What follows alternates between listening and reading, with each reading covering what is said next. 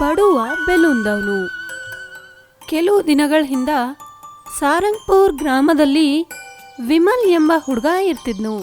ಅವನು ಬೆಲೂನ್ಸ್ ಮಾರಾಟ ಮಾಡ್ತಿದ್ದನು. ಅವನ ಸಣ್ಣ ತಂಗಿ ರಾಧಾ.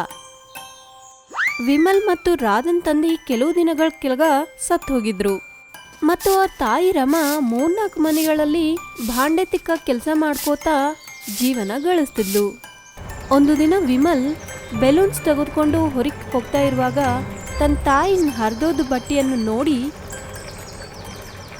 ನಮ್ಮಮ್ಮಗ ಚೆನ್ನಾಗಿ ಒಂದು ಸೀರೆ ಸಹ ಇಲ್ಲ, ಪಾಪ ಅವಳಿಗೆ. ಇವತ್ತು ನಾನು ಜಗ್ಗಿ ಬೆಲೂನ್ಸ್ ಮಾರಾಟ ಮಾಡಿ ಅವಳಿಗೊಂದು ಒಳ್ಳೆ ಸೀರೆ ತೆಗೆದುಕೊಂಡು ಬರಬೇಕು. ಸರಿ ಅಮ್ಮ, ನಾ ಹೋಗ್ತಾ ಇದೆ. ಹೀಗಂದು ಅವನು ಬೆಲೂನ್ಸ್ ತೆಗೆದುಕೊಂಡು ಬಾಜಾರ್ನಲ್ಲಿ ಹೋದನು. ಬೆಳಗಿಂದ ಸಂಜೆ ತನ ಇಲ್ಲಿ ಅಲ್ಲಿ ಓಡಾಡಿದನು, ಯಾರೂ ಬೆಲೂನ್ಸ್ ಖರೀದಿ ಮಾಡಿಲ್ಲ. ಹಾಗಾಗಿ ಅವನು ಮನೆಗೆ ಹಿಂದಿರುಗಿ ಬಂದಾಗ ತಂಗಿ ಹೀಗಂದಳು, ಅಣ್ಣ ಅಣ್ಣ, ಇವತ್ತು ನಿನ್ನ ಸಲುವಾಗಿ ಏನು ತಂದಿದಿ? ಬೇಲ್ಪೂರಿ ತಿನ್ನಿಸ್ತೀನಂತ ನೀ ನನ್ಗೆ ಮಾತು ಕೊಟ್ಟಿದಿ, ಮರ್ತು ಹೋಗಿದೀಯಾ? ಅವನ ಮಾತನ್ನು ಕೇಳಿದ್ದು ವಿಮಲ್ ಜಗ್ಗಿ ವಿಚಾರವಾದನು. ಮರ್ದಿನ ಅವನು ಬೆಲೂನ್ಸ್ ತೆಗೆದುಕೊಂಡು ಬಜಾರಿಗೆ ಹೋದಾಗ ಒಂದು ಹುಡುಗ ತನ್ನ ತಂದೆಗೆ ಹೇಳಿ ಬೆಲೂನ್ ಖರೀದಿ ಮಾಡ್ಲಿಕ್ಕಾಗಿ ಹೇಳ್ತಾನೆ. ಅಪ್ಪ ಅಪ್ಪ, ಬೆಲೂನ್ಸ್ ತುಂಬ ಚೆನ್ನಾಗಿದ್ದಾವೆ, ನನ್ನ ಸಲುವಾಗಿ ಒಂದು ಖರೀದಿ ಮಾಡಿ. ಎಷ್ಟಕ್ಕೊಂದು? ಸರ್, ನಾ ಒಂದು ಬೆಲೂನ್ 3 ರೂಪಾಯಿಗೆ ಮಾರಾಟ ಮಾಡ್ತೀನಿ, ಆದರೆ ನಿಮ್ಮ ಮಗನ ಸಲುವಾಗಿ 2 ರೂಪಾಯಿಗೆ ಕೊಡ್ತೀನಿ. 2 ರೂಪಾಯ? 1 ರೂಪಾಯಿ ಕೊಡಪ್ಲಿದ್ರೆ ಕೊಡು, ಇಲ್ಲ ಅಂದ್ರೆ ಹೋಗಿಲ್ಲಿಂದ. 1 ರೂಪಾಯಿಗೆ ನನಗೇನೂ ಸಿಗಲ್ದು ಸರ್. ಕೊಡೋದಿದ್ರೆ ಕೊಡು, ಇಲ್ಲಾಂದ್ರೆ ಹೋಗಿಲ್ಲಿಂದ. ಹೀಗಂದು ಅವನು ಅಲ್ಲಿಂದ ಹೋದನು. ಮನೆಗೆ ಬಂದು ನೋಡಿದ್ರೆ ತಾಯಿ ಅನಾರೋಗ್ಯದಿಂದ ಕೆಳಗೆ ಬಿದ್ದಿದ್ಲು. ತಂಗಿ ಅವಳ ಬಾಜಿನಲ್ಲೇ ಕೂತು ಅಳುತ್ತಾ ಇದ್ಳು. ಕೂಡಲೇ ವಿಮಲ್ ಸ್ವಲ್ಪ ನೀರು ತಂದು ರಮನ್ ಮುಖದ ಮೇಲೆ ಚೆಲ್ಲಿದನು. ಅವಾಗ ರಮಗ ಸ್ಪೃಹ ಬಂದು ರಮ ಹೀಗಂದಳು, ಮಗು, ಇದೇನೂ ಇಲ್ಲ, ನಾ 2 ದಿನದಿಂದ ಏನೂ ತಿಂದಿಲ್ಲ. ಉಳ್ದದ್ದು ಯಾವುದಾದರೂ ನಾ ನಿನಗ ನಿನ್ನ ತಂಗಿಗೆ ಕೊಟ್ಟಿದ್ದೀನಿ. ಇದರಿಂದ ನಾನು ಕಣ್ಣು ತಿರುಗಿ ಕೆಳಗೆ ಬಿದ್ದೀನಿ ಅಷ್ಟೇ, ಮತ್ತೇನೂ ಇಲ್ಲ. ಅಮ್ಮ, ಇವಾಗೇ ಹೋಗಿ ನಾ ಏನಾದರೂ ಔಷಧಿ ತರ್ತೀನಿ. ರಾಧಾ, ಅಮ್ಮನ ನೋಡ್ಕೊ ನೀನು. ಮಗು, ಇವತ್ತು ಸಹ ನೀ ಏನು ಮಾರಾಟ ಮಾಡಿಲ್ಲಲ್ವಾ? ಔಷಧಿ ಸಲುವಾಗಿ ದುಡ್ಡು ಎಲ್ಲಿಂದ ತರ್ತಿ? ನೀ ಅದ್ರ ಬಗ್ಗೆ ಚಿಂತಿಸ್ಬೇಡಮ್ಮ. ವಿಮಲ್ ಬಾಜಾರಿಗೆ ಹೋಗಿ ಒಂದು ಮೆಡಿಕಲ್ ಶಾಪ್ ಮುಂದೆ ನಿಂತ್ಕೊಂಡು ಹಾಗೇ ನೋಡ್ತಿರ್ತಾನೆ. ಅವಾಗೆ ಒಂದು ಮನುಷ್ಯ ಬಂದು ಕಣ್ಣು ತಿರುಗಿ ಜ್ವರ ಬಂದದ್ಕ ಒಂದು ಔಷಧ ಕೇಳಿದ್ನು. ಅವಾಗ ಶಾಪ್ ಯಜಮಾನಿ ಔಷಧ ಟೇಬಲ್ ಮೇಲಿಟ್ಟಾಗ ವಿಮಲ್ ಬೇಗವಾಗಿ ಹೋಗಿ ಔಷಧ ಕಸ್ಕೊಂಡು ಮನೆ ಕಡೆ ಓಡ್ ಹೋಗ್ತಾನೆ. ಎಲ್ಲರೂ ಅವನ್ನ ಹಿಂಬಾಲಿಸಿದ್ರು. ನಂತರ ಅವನು ಮನೆಗೆ ಬಂದ್ಮೇಲೆ ರಮಾ ಅವನಿಗೆ ಕೇಳಿದ್ಲು, ಔಷಧಿ ಸಲುವಾಗಿ ದುಡ್ಡು ಹೇಗೆ ಬಂದು ಅಂತ. ಅವಾಗ ವಿಮಲ್ ಅಂದನು, ಅಮ್ಮ, ನನ್ನ ಕ್ಷಮಿಸಿ, ನಾ ಇವನ್ನ ಕಳ್ಳು ಮಾಡಿ ತಂದಿದ್ದೇನೆ.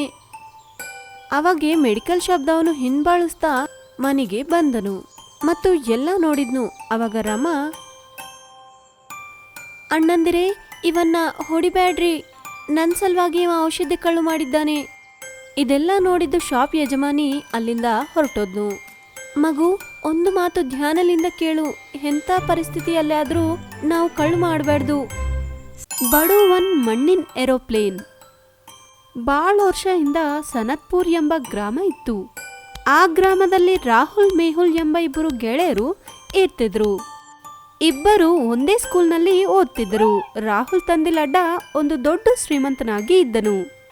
ಅವನು ಶಾಹುಕಾರ ಆಗಿದ್ದ ಕಾರಣದಿಂದ ಎಲ್ಲರನ್ನ ಸತಾಯಿಸಿದ್ದನು. ಯಾವುದೋ ಒಂದು ಗಿರ್ವೆ ಇಟ್ಕೊಂಡು ಜನರಿಗೆ ಹಣ ಕೊಡ್ತಿದ್ದನು. ಒಂದು ದಿನ ರಾಹುಲ್ ಲಡ್ಡನ್ ಜೊತೆ ಹೀಗಂದನು, ಅಪ್ಪ ಅಪ್ಪ, ನೀವು ಹೇಗಾದರೂ ನನಗೊಂದು ಏರೋಪ್ಲೇನ್ ಇಸ್ಕೊಡಿ. ನನ್ಗ ಹೆಗರ್ಬೇಕಂತ ಜಗ್ಗಿ ಆಸೆ ಇದೆ. ಅರೆ, ನಿನ್ಗೇನಾದ್ರೂ ಹುಚ್ಚಿಡ್ದುತ್ತಾ ಏನು? ಏರೋಪ್ಲೇನ್ ಅಂದ್ರೆ ₹1,00,00,000 ಬೇಕು, ಆಮೇಲೆ ಕೊಣಿಸ್ತೀನಿ. ಇಲ್ಲ ಅಪ್ಪ, ಇಲ್ಲ. ನೀವು ನನ್ಗೆ ಏರೋಪ್ಲೇನ್ ಇಸ್ಕೊಡಲ್ದೋದ್ರೆ ಮೇಲ್ಕೇರ್ತೀನಿ ಮತ್ತು ಊಟ ಸಹ ಮಾಡಲ್ಲ. ಹೀಗಂದು ರಾಹುಲ್ ಮನಿ ಛತ್ ಮೇಲ್ಕ ಏರಿದನು ಮತ್ತು ಹಠ ಮಾಡ್ತಾ ಇದ್ದನು. ಅವಾಗ ತನ್ನ ತಾಯಿ ಹೀಗಂದಳು, ರಾಹುಲ್, ಕೇಳಿ ಮಗು. ರೀ, ನೀವು ಹೀಗೆ ಹಠ ಮಾಡ್ತಾ ಇದ್ರೆ ನಮ್ಮ ರಾಹುಲ್ ಉಳಿಯೋದಿಲ್ಲ. ಕೂಡಲೇ ಲಡ್ಡ ರಾಹುಲ್ಗೆ ಮಾತು ಕೊಟ್ಟನು. ಮೇಹುಲ್ ತಂದೆ ಒಬ್ಬ ಕುಂಬಾರನಾಗಿ ಇದ್ದನು. ವಿವಿಧ ರಕವಾದ ಪಾತ್ರಗಳು ಮತ್ತು ಗಡಿಗೆಗಳನ್ನು ಮಾಡ್ತಿದ್ದನು. ಮೇಹುಲ್ ತನ್ನ ತಂದೆಗೆ ನೋಡಿ ಒಳ್ಳೆ ಕೆಲಸವನ್ನು ಕಲ್ತ್ಕೋತಾ ಇದ್ದನು. ವಿವಿಧ ರಕವಾದ ಮಟ್ಟಿಗೊಂಬೆಗಳನ್ನು ತಯಾರು ಮಾಡ್ತಿದ್ದನು. ಒಂದು ದಿನ ಮಣ್ಣಿನ ಸ್ಕೂಟಿ ಮೇಲೆ, ಮತ್ತೊಂದು ದಿನ ಮಣ್ಣಿನ ಕಾರ್ನಲ್ಲಿ ಸ್ಕೂಲಿಗೆ ಬರ್ತಾ ಇದ್ದನು. ಅದನ್ನು ನೋಡಿ ರಾಹುಲ್ ಅಂದನು, ಅರೆ ರಾಹುಲ್, ನೀ ದೊಡ್ಡ ಕೆಲಸವಂತ ಆಗಿದಿ. ಒಂದು ದಿನ ಮಣ್ಣಿನ ಸ್ಕೂಟರ್, ಒಂದು ದಿನ ಮಣ್ಣಿನ ಕಾರ್ ಮತ್ತು ಜೀಪು ತಯಾರು ಮಾಡಿ ಸ್ಕೂಲಿಗೆ ಬರ್ತಾ ಇದ್ದಿ. ಏನು ಮಾಡಲಿ ಮಗು, ನಮ್ಮ ಅಪ್ಪನಿಂದ ನಾ ಸ್ವಲ್ಪ ಕೆಲಸ ಕಲ್ತ್ಕೊಂಡಿದ್ದೀನಿ. ಮರ್ದಿನ ಮೇಹುಲ್ ಒಂದು ಮಣ್ಣಿನ ಏರೋಪ್ಲೇನ್ ಮಾಡಿ ಗ್ರಾಮನಲ್ಲಿ ಓಡಾಡ್ತಿದ್ದನು. ಎಲ್ಲರೂ ಎಷ್ಟೋ ಆಶ್ಚರ್ಯವಾಗಿ ಅದನ್ನು ನೋಡ್ತಿದ್ರು. ರಾಹುಲ್ ತಂದೆ ಲಡ್ಡಾ ಸಹ ಅದನ್ನು ನೋಡಿದನು ಮತ್ತು ಮೇಹುಲ್ ತಂದೆ ರಾಜುನ ಹತ್ರ ಹೋದನು. ಏನ್ ರಾಜು, ಏನು ವಿಷಯ? 2 ತಿಂಗಳಿನಿಂದ ನನ್ನ ಬಡ್ಡಿ ಕಟ್ಟುತ್ತಾ ಇಲ್ಲ. ಅದೇನಿಲ್ಲ ಮಾಲಿಕ್, ವ್ಯಾಪಾರ ಸ್ವಲ್ಪ ಚೆನ್ನಾಗಿ ನಡೀತಾ ಇಲ್ಲ. ನಾ ಪೂರ್ತಿ ಬಡ್ಡಿ ಎಲ್ಲ ಒಂದೇ ಸಲ ಕೊಡ್ತೀನಿ. ಹಾಗಾಗಲ್ದು, ಇದಕ್ಕ ಒಂದೇ ಉಪಾಯ ಇದೆ. ನಿನ್ ಮಗನ ಹತ್ರ ಇದ್ದು ಮಣ್ಣಿನ ಏರೋಪ್ಲೇನ್ ನನಗ್ ಕೊಡು. ಪೂರ್ತಿ ಬಡ್ಡಿ ಎಲ್ಲ ಕಟ್ಟಿದ ನಂತರ ಆ ಏರೋಪ್ಲೇನ್ ತೆಗೆದುಕೊಂಡು ಹೋಗು. ಅರೇ, ಹಾಗೆ ಮಾಡಬೇಡ್ರಿ ಸೇಠ್. ಇದಂತೂ ನನ್ನ ಮಗ ಮಾಡ್ಕೊಂಡಿದ್ದಾನೆ. ಬಡ್ಡಿಗೆ ಇದಕ್ಕ ಏನು ಸಂಬಂಧ? ಅಲ್ಲೇ ನಿಂತ್ಕೊಂಡಿದ್ದು ಮೇಹುಲ್ ಇದೆಲ್ಲ ನೋಡಿ ಏನೂ ಅಂದಿಲ್ಲ. ಲಡ್ಡಾ ಹೀಗಂದು ಆ ಮಣ್ಣಿನ ಏರೋಪ್ಲೇನ್ ತೆಗೆದುಕೊಂಡು ಅಲ್ಲಿಂದ ಹೆಗರೋದನು. ನೀ ಏನು ಅಂದಿಲ್ಲೇನು ಮೇಹುಲ್? ಅರೆ ಅಪ್ಪ, ನೋಡ್ತಾನೆ ಇರ್ರಿ. ಲಡ್ಡಾ ತಾ ಮಾಡಿದ್ದು ಕೆಲ್ಸಕ್ಕ ಪಶ್ಚಾತ್ತಾಪ ಹೊಂದುತ್ತಾನೆ. ಹ ಹ ಹ ಹ ಹ. ತನ್ನ ಮನೆ ಮುಂದೆ ಇದ್ದು ಏರೋಪ್ಲೇನ್ ನೋಡಿ ರಾಹುಲ್ ತುಂಬಾ ಸಂತೋಷಪಟ್ಟನು. ಲಡ್ಡಾ ರಾಹುಲ್ನ ಅದ್ರ ಮೇಲೆ ಏರಿಸ್ಕೊಂಡು ಓಡಾಡ್ಲಿಕ್ಕಾಗಿ ಹೋದನು. ಆದರೆ ಸ್ವಲ್ಪ ಹೊತ್ತು ಹೆಗರಿದ ನಂತರ ವಿಮಾನ ಕೆಳಗಡೆ ಬಿದ್ದು ಹೋಗುತ್ತೆ. ಕೆಳಗಿಂದ ಎಲ್ಲರೂ ಅದನ್ನ ನೋಡಿ ಹೆದರ್ಕೊಂಡ್ರು. ಈ ರೀತಿಯಾಗಿ ರಾಹುಲ್ ಮತ್ತು ಲಡ್ಡಾ ಗ್ರಾಮದ ನದಿಯಲ್ಲಿ ಬಿದ್ದು ಹೋದ್ರು. ತಾ ಮಾಡಿದ್ದು ಕೆಲ್ಸಕ್ಕ ಲಡ್ಡಾ ತುಂಬಾ ನಾಚ್ಕೊಂಡನು ಮತ್ತು ರಾಜುನ್ ಬಡ್ಡಿ ಸಹ ಮಾಫಿ ಮಾಡಿದ್ನು. ಮಾಯಾ ವಜ್ರದ ಗಿರಣಿ. ಆನಂದ್ಪುರ್ ಎಂಬ ಗ್ರಾಮದಲ್ಲಿ ವಿನೋದ್ ಎಂಬ ಮನುಷ್ಯ ಇದ್ದನು. ವಿನೋದ್ ತನ್ನ ತಾಯಿ ತಂದಿನ ಜೊತೆ ಚಾಟ್ ಬಂಡಿನ ವ್ಯಾಪಾರ ಮಾಡ್ತಿದ್ದನು. ಹಾಗೆ ಅವರಿಗೆ ಸಹಾಯ ಮಾಡ್ತಿದ್ದನು. ಒಂದು ದಿನ ಕೆಲಸ ಮಾಡ್ತಾ ಮಾಡ್ತಾ ಅವನಿಗೊಂದು ಉಪಾಯ ಹೊಳೀತು. ಅರೆ ಅಮ್ಮ ಅಪ್ಪ, ನಾವು ಚಾಟ್ ಬಂಡಿನ ಸಮೋಸ ಮಾರ್ಲಿಕ್ಕಾಗಿ ಒಂದು ಆ್ಯಪ್ನ ನಾವ್ಯಾಕೆ ಬಳಸಬಾರ್ದು? ಈ ದಿನಗಳಲ್ಲಿ ನಗರದಲ್ಲಿ ಆನ್ಲೈನ್ ಆರ್ಡರ್ಸ್ ನಡೀತಾ ಇವೆ. ನನ್ನ ನಾಲಾಯಕ್ ಮಗ, ಇದು ಒಂದು ಸಣ್ಣ ಗ್ರಾಮ ಇದೆ. ಇಲ್ಲಿ ಆನ್ಲೈನ್ ನಡೆಯಲ್ದು. ಮತ್ತು ಅವೆಲ್ಲ ಮಾಡ್ಲಿಕ್ಕಾಗಿ ಎಷ್ಟು ದುಡ್ಡು ಬೇಕೋ ಗೊತ್ತಾ ನಿನ್ಗ? ಈ ಹೆಸರು ಹೇಳಿ ನೀ ಬೈಕ್ ಮೇಲೆ ಓಡಾಡ್ಬೇಕು ಅನ್ಕೋತಾ ಇದ್ದಿದಲ್ವಾ? ಬಾಯಿ ಮುಚ್ಕೊಂಡು ಈ ಹಣ ತೆಗೆದುಕೊಂಡು ಸಾಮಾನು ತೆಗೆದುಕೊಂಡು ಬಾ. ವಿನೋದ್ ಮೌನವಾಗಿ ಸಾಮಾನು ತರಲು ಹೋಗ್ತಾ ಇರುವಾಗ ಹಾದಿನಲ್ಲಿ ಬಲಶಾಲಿ ಪೋಟಿ ನಡೆಯುತ್ತಿತ್ತು. ಅಲ್ಲಿ ಹೋಗಿ ನೋಡಿದ್ರೆ ಬಲ್ವೀರ್ ಎಂಬ ಪೆಹಲ್ವಾನ್ ಆ ಪೋಟಿನಲ್ಲಿ ಎಲ್ಲರಿಗೆ ಸೋಲಿಸ್ತಾ ಇದ್ದನು. ಅವಾಗೆ ಅಲ್ಲಿಗೆ ವಿನೋದ್ ಹೋಗಿ ಹೀಗಂದನು, ಅರೆ ಬಲ್ವೀರಣ್ಣ, ನಾನು ನಿನ್ನ ಸುಲಭವಾಗಿ ಸೋಲಿಸ್ತೀನಿ. ನನಗೆ ಎಷ್ಟು ದುಡ್ಡು ಸಿಗ್ತಾವೆ? ಹೌದಾ ವಿನೋದ್, ಇದು ಏನು ಸಣ್ಣ ಹುಡುಗರ ಆಟ ಅಲ್ಲ. ಇದರಲ್ಲಿ ನಾ ಗೆದ್ರೆ ನೀ ನನಗ 1000 ರೂಪಾಯಿ ಕೊಡ್ಬೇಕು. ಆದರೆ ನೀ ಗೆದ್ರೆ ನಿನ್ಗ ನಾನು 10,000 ಕೊಡ್ತೇನೆ. 10,000? ಒಂದು ಹೇಳ್ಕ, ಇದರಲ್ಲಿ ನಾ ಗೆದ್ದು 10,000 ಮನೆ ಒಯ್ದ್ರೆ ಅಮ್ಮ ಅಪ್ಪ ಸಂತೋಷ ಪಡ್ತಾರೆ. ಹೀಗಂದು ಬಲ್ವೀರ್ ಮುಂದ ಕೂತನು. ಆದರೆ ಮೊದಲಿನ ಸಲನೇ ಬಲ್ವೀರ್ ವಿನೋದ್ ಜೊತೆ ಗೆದಿತಾನೆ ಮತ್ತು ವಿನೋದ್ 1000 ರೂಪಾಯಿ ತೆಗೆದುಕೊಂಡು ಹೋಗ್ತಾ ಇರ್ತಾನೆ. ವಿನೋದ್ ಮನೆಗೆ ಬಂದ ನಂತರ ತನ್ನ ತಂದೆ ತನ್ಗ ಜಗ್ಗಿ ಬೈದನು. ಕೋಪದಲ್ಲಿ ವಿನೋದ್ ಬಂದು ಹೇಗೋ ಒಂದು ರೀತಿಯಾಗಿ ಆ ಬಲ್ವೀರ್ನ ಸೋಲಿಸ್ಬೇಕನ್ಕೋತಾನೆ. ಒಂದು ದಿನ ಅವನು ತನ್ನ ಅಜ್ಜಿನ ಹತ್ರ ಹೋದನು. ಅಲ್ಲಿ ತನ್ನ ಅಜ್ಜಿ ಹಿಟ್ಟು ಬೀಸ್ತಾ ಇದ್ದಳು.